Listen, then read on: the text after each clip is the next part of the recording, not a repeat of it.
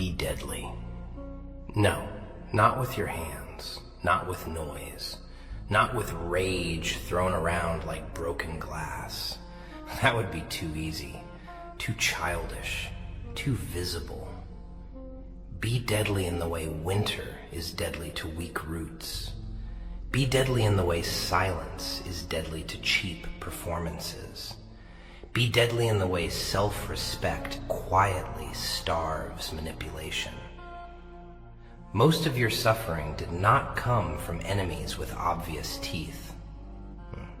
It came from smiling mouths, soft voices, familiar rooms, trusted names. The wound did not always arrive screaming. Sometimes it arrived with concern, sometimes with advice, sometimes with, "I'm only saying this because I care."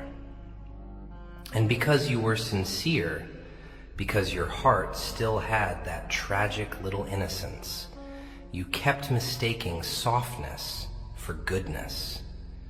You thought being gentle would protect you. You thought understanding people deeply would make them value you. You thought patience would make them fair.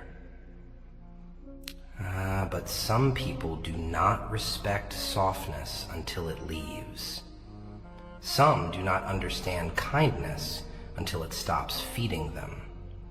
Some do not feel your worth until your absence becomes a punishment their own behavior created. So when I say be deadly, I mean become difficult to misuse, become expensive to disrespect, become emotionally precise. Let your standards cut deeper than your anger ever could. Let your calm expose what your shouting never did.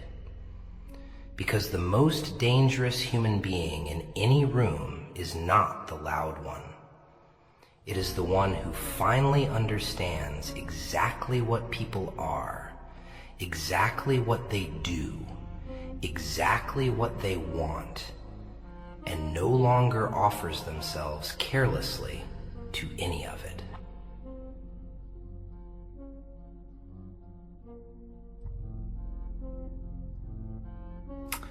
First, be deadly with your attention.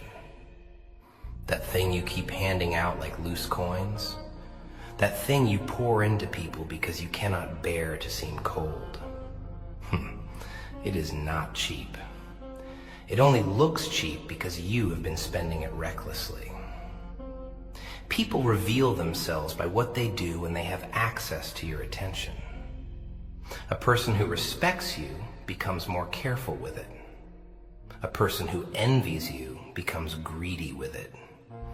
A person who wants to control you begins measuring it, testing it, tugging at it like a child pulling fabric to see where it tears. Watch ordinary life. Watch the friend who texts, "just checking on you," but somehow leaves every conversation heavier than they found you. Watch the relative who pretends concern, but becomes visibly irritated when your choices are not shaped around their comfort. Watch the lover who says, "I miss you," and what they really mean is, "I miss immediate access to your emotional labor." There it is. Intent hiding inside affectionate language. You do not become deadly by insulting them. You become deadly by noticing them accurately. By refusing to let every ring of the phone drag your nervous system by the throat. By refusing to answer every mood, every guilt trip, every dramatic sigh, every small performance designed to make you prove devotion. The weak think attention is politeness. The wise know attention is endorsement. Where you place it, you water. Where you repeat it, you train people. So stop rewarding disrespect with explanations. Stop rewarding inconsistency with patience so endless it becomes self-betrayal. Stop making your focus available on demand. Let people feel that access to you is a privilege maintained by character, not demanded by familiarity. Because once your attention stops being easy, the false-hearted begin exposing themselves in a panic. And panic is honest.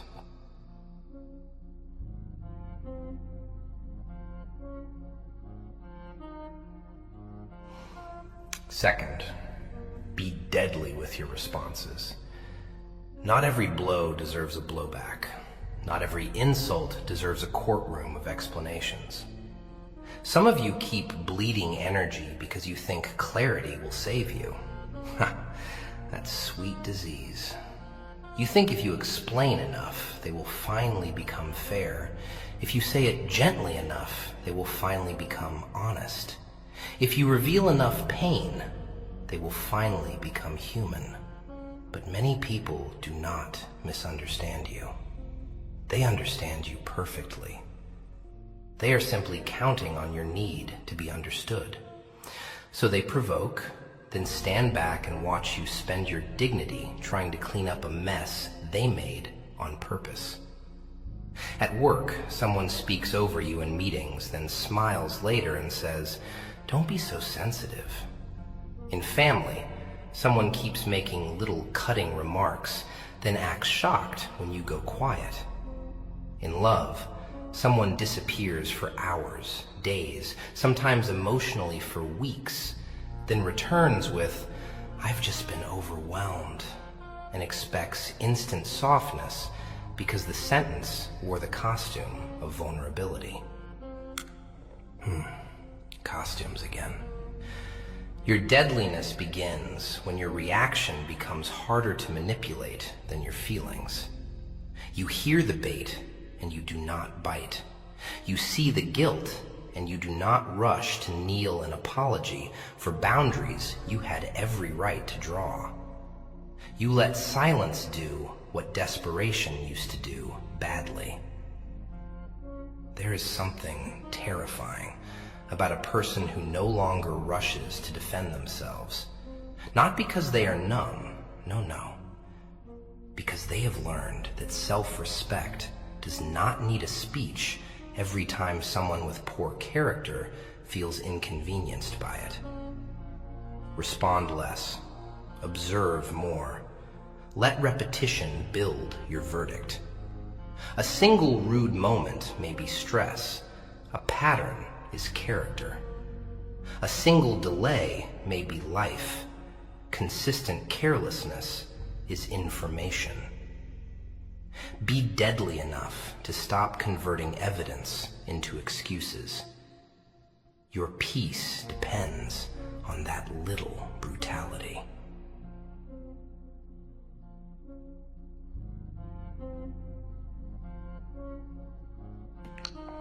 Third, be deadly with boundaries, not because you hate people, but because too many people only discover their morals when your boundaries inconvenience them.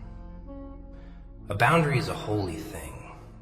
It tells the world where your dignity begins, where your time stops being public property, where your kindness refuses to become self-abandonment. And yet, the moment you draw one, the actors come running. The offended, the wounded, the confused, the "after everything I've done for you" choir. You tell a friend you cannot be available every night, and suddenly you are different. You tell family you will not tolerate mockery disguised as jokes, and suddenly you are too serious. You tell someone you love that inconsistency is exhausting you, and suddenly you are asking for too much. Notice the pattern. People rarely call your boundary cruel when it restrains their love. They call it cruel when it restrains their access. That distinction will save your life. The weak boundary sounds like this. "I'm sorry, I just feel bad. Maybe I'm overthinking. I just need a little space if that's okay." The deadly boundary sounds like this. Calm eyes, few words, no performance, no begging, no trembling dissertation. No, that does not work for me. I won't continue this conversation like this. Simple, clean, terrifying. Because manipulative people do not fear anger nearly as much as they fear clarity without emotional leakage. They can dance in your anger. They can redirect it, shame it, mock it, use it as proof that you are unstable. But calm conviction, that corners them. They cannot grip it properly. Be deadly enough to let people be disappointed in you. Be deadly enough to survive being called selfish by people who were surviving on your lack of limits. At work, that means not saying yes to every emergency that magically appears on your desk because you are the reliable one. In family, it means not attending every drama as unpaid emotional security. In love, it means not translating mixed signals into poetry just because you are lonely. If your kindness has no gate, then anyone with a hunger enters and eats. A boundary is the lock. Deadliness is the courage to turn it.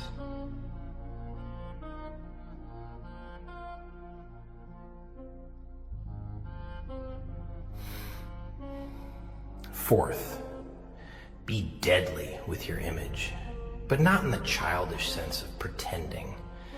I mean, understand that people do not only respond to who you are, they respond to what they think they can get away with around you. And some of you have the tragic habit of broadcasting your softness before your standards.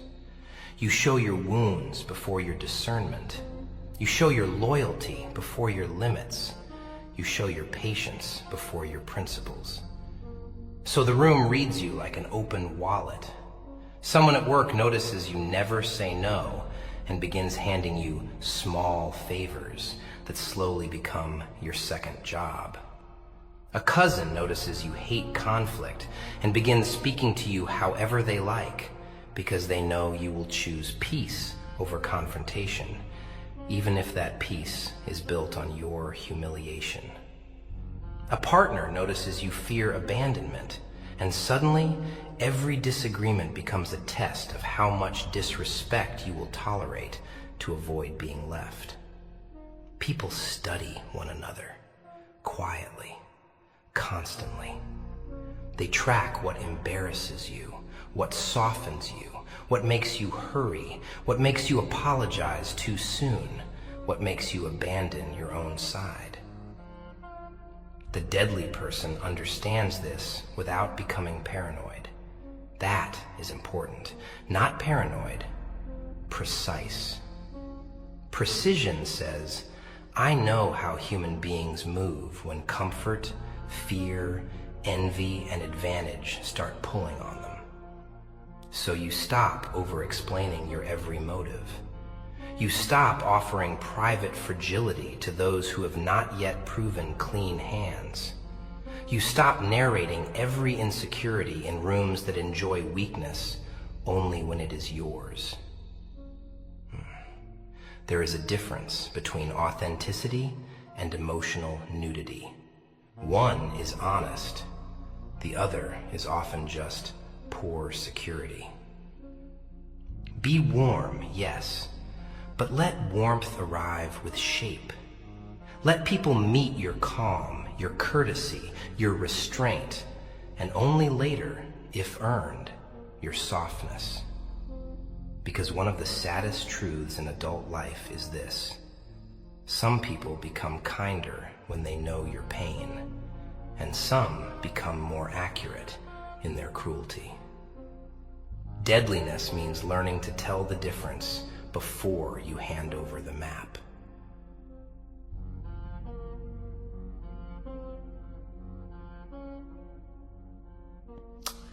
Fifth, be deadly with absence. Not as a game, Not as some pathetic strategy copied from hollow little minds who think silence is power because they are too frightened to communicate. No. I mean, learn the sacred force of removal.